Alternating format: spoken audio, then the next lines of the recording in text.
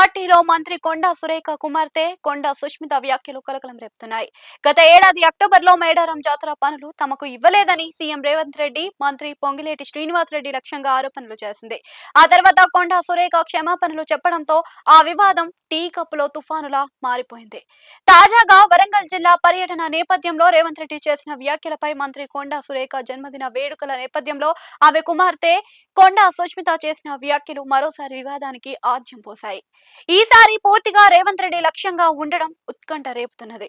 తాజాగా వరంగల్ పర్యటన సందర్భంగా సీఎం రేవంత్ రెడ్డి వచ్చే ఎన్నికల్లో పరకాల నియోజకవర్గం నుండి తిరిగి ప్రస్తుతం ఎమ్మెల్యే రేవూరి ప్రకాష్ రెడ్డి పోటీ చేస్తున్నారని, ప్రజలు తిరిగి గెలిపించాలి అని అన్నారు.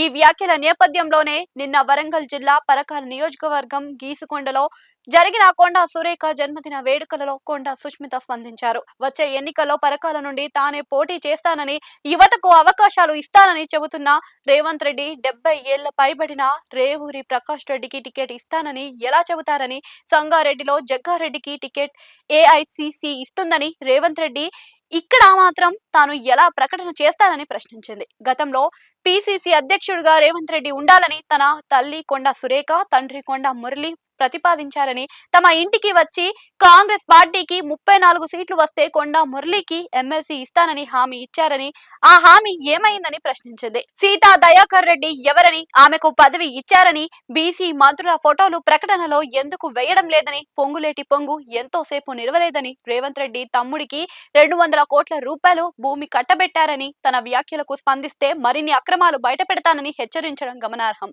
అయితే సరిగ్గా ఈ నెల 13న కొండా సురేఖ ఒక ప్రముఖ దినపత్రికలో పాలించే ప్రభువు కాదు, కలిసి పనిచేసే గుంపు మేస్త్రి అంటూ వ్యాసం రాసింది. సరిగ్గా వారం తిరగక ముందే కొండా సురేఖ కుమార్తె ఇంత ఘాటు వ్యాఖ్యలు చేయడం వెనుక కారణం ఏమిటి అన్న ప్రశ్నలు వినిపిస్తున్నాయి. ఇదే సమయంలోనే కాంగ్రెస్ సీనియర్లు దయాసాగర్, షబీర్ అలీలను ప్రస్తావించడంతో పాటు మంత్రులు పొన్నం ప్రభాకర్, ఉత్తమ్ కుమార్ రెడ్డిల గురించి ప్రస్తావించడం అనుమానాలకు తావితీస్తుంది.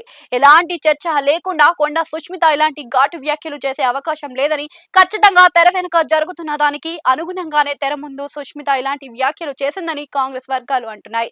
అసలు కాంగ్రెస్ పచ్చ కాంగ్రెస్ అనే వ్యాఖ్యలు కూడా వ్యూహాత్మకమేనని, రేవంత్ రెడ్డికి వ్యతిరేకంగా కాంగ్రెస్ సీనియర్లు కొండా కుటుంబాన్ని ముందు పెట్టి మాట్లాడిస్తున్నారు అని అంటున్నారు. కొద్ది రోజుల క్రితమే కొండా మురళి తన కూతురు వచ్చే ఎన్నికల్లో పరకాల నుండి పోటీ చేస్తుందని, రాబోయే 20 ఏళ్లు తానే ఎమ్మెల్యే అని ప్రకటించారు. దానికి భిన్నంగా రేవంత్ రెడ్డి స్పందించిన నేపథ్యంలో దమ్ముంటే ఇప్పుడే రేవూరి ప్రకాష్ రెడ్డితో రాజీనామా చేయించి రేవంత్ రెడ్డి అక్కడికి మద్దతుగా ప్రచారం చేయాలని, తాను స్వాతంత్రంగా పోటీ చేసి గెలుస్తానని సుష్మిత సవాల్ విసిరింది. ఈ నేపథ్యంలో కాంగ్రెస్ పార్టీ క్రమశిక్షణ సంఘం బుధవారం రాత్రి కొండా సుష్మిత వ్యాఖ్యలపై వివరణ ఇవ్వాలని షోకాజ్ నోటీసులను ఇచ్చింది. మరోవైపు 10 రోజుల విదేశీ పర్యటన నిమిత్తం CM Revanth Reddy America, Britain దేశాల సందర్శనకు బయలుదేరారు. ఈలోపు తెలంగాణలో కాంగ్రెస్ రాజకీయాలు ఏ మలుపు తిరుగుతాయో అని అందరూ ఆసక్తిగా గమనిస్తున్నారు. కొండా కుటుంబం చేస్తున్న వ్యాఖ్యలు వారి వ్యక్తిగతమా, లేక పార్టీలోని కొందరు సీనియర్లు ఆడిస్తున్న ఆటనా అనేది కూడా తేలాల్సి ఉంది.